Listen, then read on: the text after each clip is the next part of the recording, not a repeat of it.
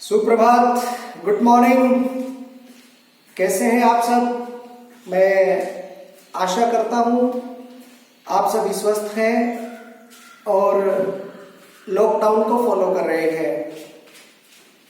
इसमें कोई संदेह नहीं, जब तक हम लॉकडाउन फॉलो करेंगे, घर से बाहर नहीं निकलेंगे और भारत सरकार द्वारा दिए गए अन्य दिशा निर्देशों का अनुपालन करते रहेंगे, कोरोना हमसे कोसों दूर रहेगा। और कोरोना के विरुद्ध जो भारतवर्ष लड़ाई लड़ रहा है, इसमें हम सब निसंदेह जीत हासिल करेंगे। हम सबको मिलकर प्रयास करने की आवश्यकता है। कल मैंने एक वीडियो आपके लिए शेयर किया था, जिसमें हिंदी आधार के पाठ्यक्रम का विभाजन और अंकों का जो विभाजन जिस रूप में किया गया है, वो आप सबके साथ मैंने साझा किया था। कि अपठित गद्यांश, अपठित पद्यांश, भाग ख जिसमें रचनात्मक लेखनम था, और भाग ग जिसमें आपकी दोनों पाठ्य पुस्तकें आरोह और वितान। इनमें आरोह जो पाठ्य पुस्तक है वो 30 अंक की है और वितान जो पाठ्य पुस्तक है वो 10 अंक की है। ये कल हमने पाठ्यक्रम विभाजन, उसके साथ अंक विभाजन, प्रश्न पत्र का प्रारूप, इस तरह की बातें कुछ हमने कल आपके साथ साझा की थी। आशा करता हूं कि आपने वीडियो देखा होगा। आगे के चरण में आज जैसा आप बोर्ड पे लिखा हुआ देख रहे हैं, हमारा जो पाठ है आज आत्म परिचय है। कवि हरिवंश राय बच्चन है। हरिवंश राय बच्चन हिंदी साहित्य में अपना एक विशिष्ट स्थान रखते हैं। इस पाठ्य पुस्तक में आपके लिए हरिवंश राय बच्चन के एक आत्म परिचय कविता के साथ निशा निमंत्रण से एक गीत दिन जल्दी जल्दी ढलता है। ये दो कविताएं और एक कविता और एक गीत, ये दोनों आपके लिए यहाँ रखे गए हैं। आज पहले पाठ में हम आत्म परिचय पढ़ते हैं। प्यारे बच्चों, आप जानते हैं हम सब समाज में रहते हैं, जगत में रहते हैं, दुनिया में रहते हैं। किसी महान दार्शनिक ने कहा था कि जिसे समाज की जरूरत नहीं है वो या तो पशु है या भगवान है। लेकिन हम सब इंसान हैं और हमें समाज की बहुत जरूरत होती है, जगत की बहुत जरूरत होती है। लेकिन जगत में जिस प्रकार का व्यक्ति का व्यवहार होता है, उसके प्रति लोगों का अपना अलग अलग नजरिया होता है। लेकिन कवि का मानना है कि जग की वो परवाह नहीं करते हैं। जिस तरह का मस्ती भरा जीवन वो जीना चाहते हैं, वैसा ही जीवन वो जीते हैं। और इसी मस्ती भरी एक कविता में वो जगत के बीच, जहां अरबों की संख्या में लोग रहते हैं, पूरे जगत की बात कर रहा हूं, उनमें अपना परिचय वो हम लोगों के साथ बांटते हैं। मैं जग जीवन का भार लिए फिरता हूं, फिर भी जीवन में प्यार लिए फिरता हूं। कर दिया किसी ने झंकृत जिनको छूकर, मैं सांसों के 2 तार लिए फिरता हूं। कहते हैं कि मैं जग जीवन का भार अपने साथ लिए फिरता हूं। जगत में जो मुझे जीवन मिला है, उस जीवन का भार लेके फिर रहा हूं। और आप देखिए कि जो चीज हमारे लिए भार स्वरूप होती है, जो वजन की तरह होती है, जो हमारे ऊपर बोझ बनी रहती है, वो हमें कभी आनंद नहीं देती है। उसमें हम आनंदित नहीं हो सकते हैं। लेकिन उस जग जीवन का भार लेकर के भी कवि कह रहे हैं, फिर भी जीवन में प्यार लिए फिरता हूं। मेरा जीवन नीरस नहीं है, मैं जीवन में सभी के लिए प्यार लिए फिरता हूं। कर दिया किसी ने झंकृत जिनको छूकर, मैं सांसों के 2 तार लिए फिरता हूं। कहते हैं मेरे सांसों के तार चल रहे हैं और मेरे सांसों के तार निःशब्द नहीं हैं। किसी ने अपने हाथों से उनको छूकर झंकृत कर दिया है, जिनमें से धुन निकल रही है, जिनमें से तान निकल रही है, जिसमें से प्यार भरी आवाज निकल रही है, ऐसे सांसों के दो तार लेके फिर रहा हूं। यानी मैं जीवित हूं और जीते जी अपनी गीत गुनगुना रहा हूं, अपनी कविताएं आप सब तक पहुंचा रहा हूं। जग जीवन का भार लेने के उपरांत भी मेरे जीवन में प्यार है और मेरे सांसों के तार, जो मां शारदा की अनुकंपा से मुझे विद्या मिली है, कवित्व की शक्ति मिली है, उस कवित्व की शक्ति को मेरे सांसों के झंकार के माध्यम से मैं आप तक पहुंचा रहा हूं। मैं स्नेह सुरा का पान किया करता हूं, मैं कभी न जग का ध्यान किया करता हूं। जग पूछ रहा उनको जो जग की गाते, मैं अपने मन का गान किया करता हूं। आप जानते हैं लौकिक समाज में कुछ लोग खुमारी करने के लिए, कुछ लोग नशा करने के लिए मदिरा आदि का सेवन करते हैं। कवि कह रहे हैं मैं स्नेह सुरा का पान किया करता हूं। यहां भी मैं आपको बता दूं, हरिवंश राय बच्चन हालावादी कवि कहे जाते हैं और हरिवंश राय बच्चन ने एक विश्व प्रसिद्ध रचना मधुशाला की रचना की है। लोगों का मानना था उसमें जो भी बातें लिखी गई, मधुशाला मदिरालय जहां बैठ करके शराब पी जाती है, मैखाना जिसको कहते हैं, उस मैखाने के बारे में वर्णन किया है। लेकिन आपकी जानकारी के लिए मैं बता दूं कि बच्चन जी ने वो कविता पूरी दार्शनिक आधार पर लिखी है, पूरा दर्शन समाहित है। यदि आप उसके गूढ़ में जाते हैं तो आपको एहसास होता है कि वो किस प्रकार की रचना है। संभव हो तो मधुशाला आपको टेक्स्ट फाइल में मिलेगी, आप चाहें तो उसे पढ़ सकते हैं। और YouTube पर बहुत अच्छे अच्छे मधुशाला की मुक्तक जो है वो गाए गए हैं। आप अमिताभ बच्चन जी जो हरिवंश राय बच्चन जी के बेटे हैं, उनकी आवाज में भी आपको उपलब्ध होती है, आप सुन सकते हैं। मैं स्नेह सुरा का पान किया करता हूं, कहते हैं मैं सुरा का पान करता हूं। सुरा शराब को ही कहते हैं, मदिरा को कहते हैं, लेकिन कहते हैं मैं कौन सी सुरा पीता हूं, मैं स्नेह सुरा, मैं प्रेम रूपी मदिरा का पान करता हूं। मैं प्रेम रूपी मदिरा का पान करके और मदमस्त रहता हूं। मैं कभी न जग का ध्यान किया करता हूं। मैं ये नहीं सोचता कि जग मेरे स्नेह सुरा के पान के बाद जो मस्ती मुझ पर छाई है उसके बारे में जग के क्या विचार हैं, लोग क्या कहेंगे, मैं कभी इसका ध्यान नहीं करता हूं। जग पूछ रहा उनको जो जग की गाते, संसार केवल उनको पूछता है जो संसार की इच्छा के अनुसार गाते हैं। यानी वो बोलते हैं जो लोग सुनना चाहते हैं, लेकिन बच्चन वो नहीं बोलता जो लोग सुनना चाहते हैं। बच्चन वो बोलता है जो उसके हृदय की आवाज होती है। मैं अपने मन का गान किया करता हूं। लोगों को खुश करने के लिए गाते हैं, लेकिन मैं अपने मन का गान करता हूं, अपने प्रेम का गान करता हूं और जग का मैं कोई ध्यान नहीं रखता। तीसरा पद है मैं निज उर के उद्गार लिए फिरता हूं, मैं निज उर के उपहार लिए फिरता हूं। है यह अपूर्ण संसार न मुझको भाता, मैं स्वप्नों का संसार लिए फिरता हूं। कहता है कि मैं निज उर, अपने हृदय, उर मतलब हृदय, मैं अपने हृदय के उद्गार लिए फिरता हूं। ये जो भी मेरी रचनाएं आप देख रहे हैं, ये मेरे हृदय के उद्गार हैं, ये मेरे मन के विचार हैं, मेरे हृदय से निकली हुई बातें हैं। मैं निज उर के उपहार लिए फिरता हूं और ये ही संपूर्ण जगत के लिए, संपूर्ण संसार के लिए मेरी ओर से उपहार है। एक भेंट की तरह से मैं समाज को ये समर्पित करता हूं।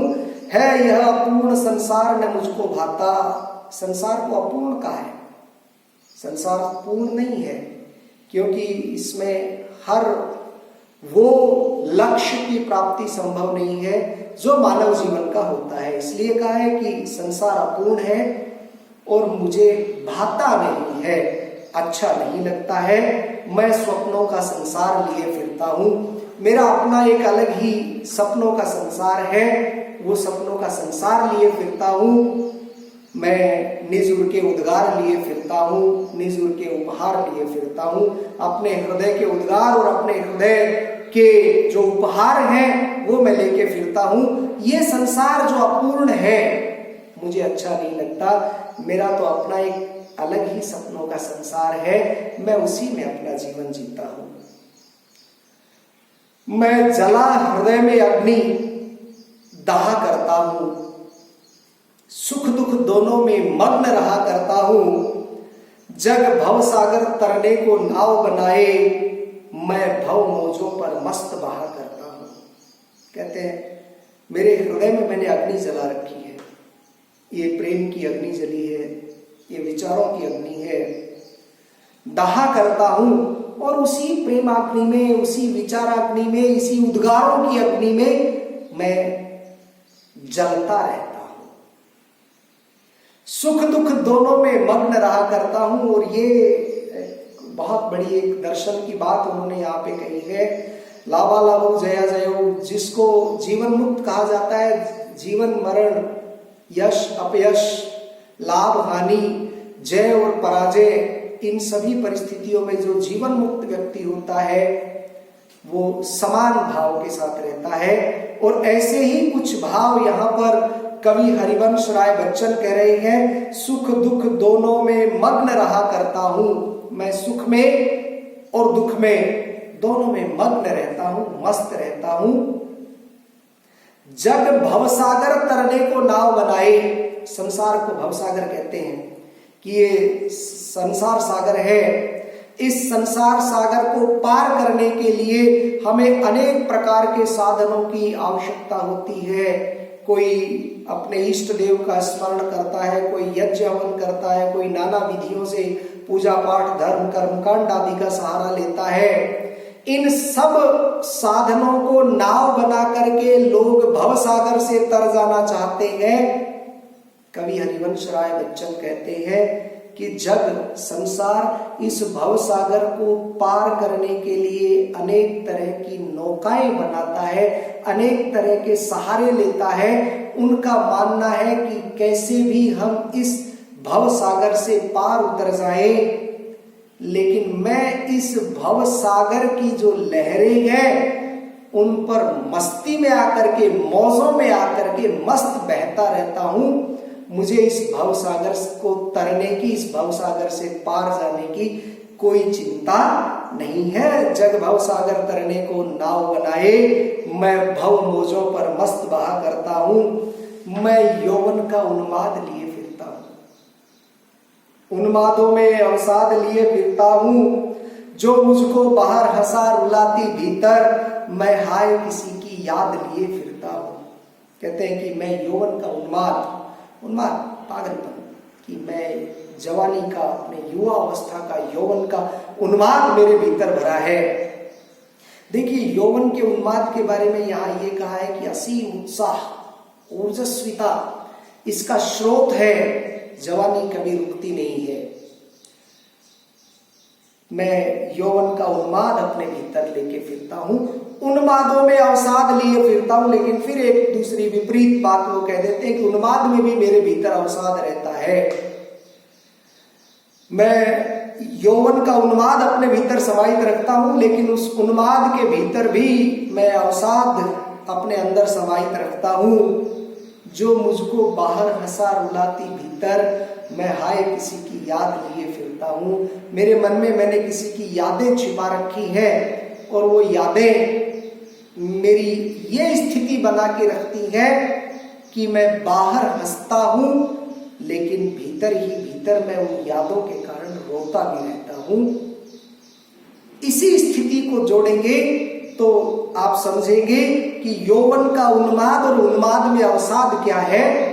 यौवन का उन्माद और उन्माद में अवसाद। यौवन का उन्माद है याद से दिखाने के लिए हंसना, और उन्माद में अवसाद है कि उस याद को भीतर रखते हुए भीतर ही भीतर रोते रहना। ये उन्माद में अवसाद की स्थिति है। अगले पद पे चलते हैं। कर यत्न मिटे सब, कर यत्न मिटे सब, सत्य किसी ने जाना, नादान वही है हाय जहां पर दाना,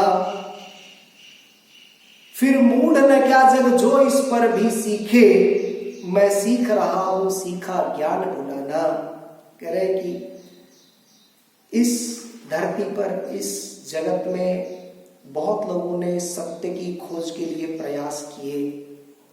कर यत्न मिटे सब, बहुत लोगों ने प्रयास किए, प्रयत्न किए और मिट गए। क्या किसी ने सत्य जाना? क्या किसी ने सत्य की खोज की? सबने की होगी, सबने अपने अपने अनुसार की, लेकिन पूर्ण सत्य की खोज कोई नहीं कर पाया, सब मिट गए। नादान वही है हाय जहां पर दाना, और कहते सब नादान घूम करके वहीं आके केंद्रित हो जाते हैं जहां उन्हें दाना मिलता है। दाना के कई अर्थ यहाँ पर तरह तरह से विद्वान निकालते हैं। मेरे मतानुसार यहाँ यही समझ में आता है कि लोग आध्यात्मिक क्षेत्र में बहुत आगे तक बढ़े, लेकिन जब सत्य की प्राप्ति नहीं हुई तो उसके बाद आने वाली पीढ़ियां अपनी नादानी में खोई रही और वो उसी के आसपास, उसी के इर्द गिर्द केंद्रित रही जहां उनकी आजीविका भरने के लिए, आजीविका चलाने के लिए, जहां उनकी उदर पूर्ति करने के लिए उन्हें अन्न आदि प्राप्त होता था। फिर मूढ़ न क्या जग जो इस पर भी सीखे। तो कहते हैं कि इतना करने के उपरांत भी कि बड़े बड़े ऋषि मुनि हुए लेकिन सत्य को खोज नहीं कर पाए, तो इसके उपरांत भी कवि कहते हैं कि यदि कोई सीखने का प्रयत्न करता है, यदि उस खोज को, उस सत्य को खोजने के लिए कोई आज भी यदि प्रयासरत रहता है, कोई प्रयास करता है, तो क्या हम उसे मूर्ख ना माने? कवि कहता है कि मेरे मतानुसार जो बड़े बड़े लोग करके चले गए और उस सत्य की प्राप्ति नहीं हो पाई, तो आज यदि कोई उसको सीख रहा है, आज भी उसी पथ पर यदि कोई चल रहा है, तो मुझे वो मूर्ख जैसा प्रतीत होता है। मैं सीख रहा हूं सीखा ज्ञान भुलाना। कहते हैं लोग तो सीखने के लिए प्रयासरत है, मैंने तो जो कुछ सीखा है मैं उस सीखे हुए ज्ञान को भी भुला देना चाहता हूं। सीखा ज्ञान भुलाने का विरोधाभास जैसी बात आपको महसूस हो रही होगी कि क्यों वो सीखा हुआ ज्ञान भुला देना चाह रहे हैं। उनका मानना ये है कि जब तक ज्ञान के द्वंद्व में फंसे रहेंगे तब तक जीवन को मस्ती से नहीं जी पाएंगे। इसी उद्देश्य के साथ वो अपना परिचय देते हुए कहते हैं कि मैं तो सीखे हुए ज्ञान को भी भुला देना चाह रहा हूं। मैं और जग और कहां का नाता, मैं बना बना कितने जग रोज मिटाता, जग जिस पृथ्वी पर जोड़ा करता वैभव, मैं प्रतिपग से उस पृथ्वी को ठुकराता। बहुत बड़ी बात कह रहे हैं, कह रहे हैं कि मेरा और जग का कोई नाता नहीं है। यद्यपि हम समाज में हैं, हमारा वजूद समाज से है, इस पृथ्वी पर है। मैंने आपको पहले ही कहा कि दार्शनिक ने कहा है कि यदि समाज की किसी को आवश्यकता नहीं है तो या तो वो पशु है या वो भगवान है। तो इस सृष्टि के बिना, इस जगत के बिना, इस समाज के बिना हमारा कोई वजूद नहीं है।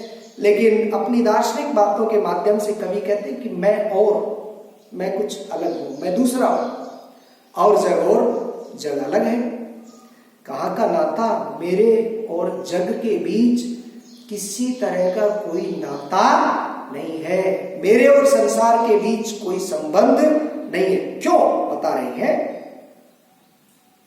मैं बना बना कितने जग रोज मिटाता। कहते हैं ऐसे जग, ऐसे संसार, ऐसी दुनिया मैं पता नहीं कितने दिन में रोज बनाता हूं, रोज मिटाता हूं। कभी कल्पना शक्ति का अजस्र स्रोत होता है, अपनी कल्पना शक्ति से वो कितनी दुनिया बना लेता है और कितनी दुनिया मिटा देता है, उसी बारे में कह रहे हैं कि मैं बना बना कितने जग रोज मिटाता, जग जिस पृथ्वी पर जोड़ा करता वैभव। संसार में रहने वाले लोग जिस धरती पर रह करके अपने लिए वैभव जोड़ते हैं, अपने लिए ऐशो आराम की, ऐश्वर्य की, धन संपत्ति को एकत्रित करते रहते हैं।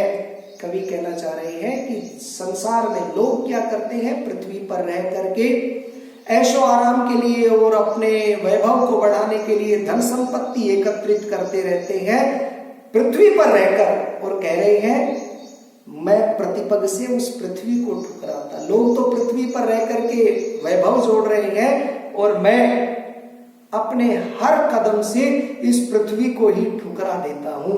यानी कहना वो ये चाह रहे हैं कि इस जीवन में आने के बाद सांसारिक माया मोह में लोग फंस जाते हैं और अपने जीवन के परम लक्ष्य को भूलकर वो सुख सुविधाओं और ऐशो आराम के साधनों के लिए धन संपत्ति जुटाने में जुट जाते हैं। मैं उन सब चीजों को सिरे से खारिज करता हूं, मैं उन सबको ठुकराता हूं। मैं निज रोदन में राग लिए फिरता हूं, मैं निज रोदन में राग लिए फिरता हूं, शीतल वाणी में आग लिए फिरता हूं, हो जिस पर भूपों के प्रासाद न्यौछावर, मैं वह खंडर का भाग लिए फिरता हूं। कहते हैं कि मैं रो रहा हूं लेकिन मेरे रुदन में भी राग है, मेरे रोने में भी राग है। ऐसा राग है जो लोगों को आकर्षित करेगा, ऐसा राग है जो लोगों को आनंदित करेगा। शीतल वाणी में आग लिए फिरता हूं, मेरी वाणी शीतल है, मेरी वाणी देखने में मधुर है, जिसको कहते हैं श्रुति मधुर, जो सुनने में मीठी लगे लेकिन उसके भीतर भी आग है, वो भी लोगों के मन में एक नई अलख जगाएगी। हो जिस पर भूपों के प्रासाद न्यौछावर, मैं वह खंडर का भाग लिए फिरता हूं। कहते हैं मेरे पास एक खंडर का, एक टूटे हुए भवन का वो भाग है जिस पर भूपों के प्रासाद न्यौछावर हो जाए। भूप मतलब राजा और प्रासाद मतलब महल। बड़े बड़े राजाओं के आलीशान महल भी जिस पर न्यौछावर हो जाए, मेरे पास एक टूटा हुआ भवन का वो खंडर है, एक टूटे हुए भवन का एक वो भूभाग है जिसके ऊपर बड़े बड़े राजाओं के महल भी न्यौछावर हो जाए। यानी वो अपने पुरातन अर्जित जो ज्ञान है, ज्ञान की संपदा है, अपनी कवित्व शक्ति है, इसके लिए कह रहे हैं कि इस मेरे खंडहर पर बड़े बड़े राजाओं की बड़ी बड़ी अकूत संपत्तियां भी न्यौछावर हो जाएंगी, उनमें भी वो कुव्वत नहीं है जो मेरे इस कवित्व शक्ति में है। मैं रोया, मैं रोया, इसको तुम कहते हो गाना, मैं फूट पड़ा, तुम कहते छंद बनाना, क्यों कवि कहकर संसार मुझे अपनाए, मैं दुनिया का हूं एक नया दीवाना। कहते मैं रोया, तुम इसको कहते गाना, मैं तो मानो रो रहा हूं,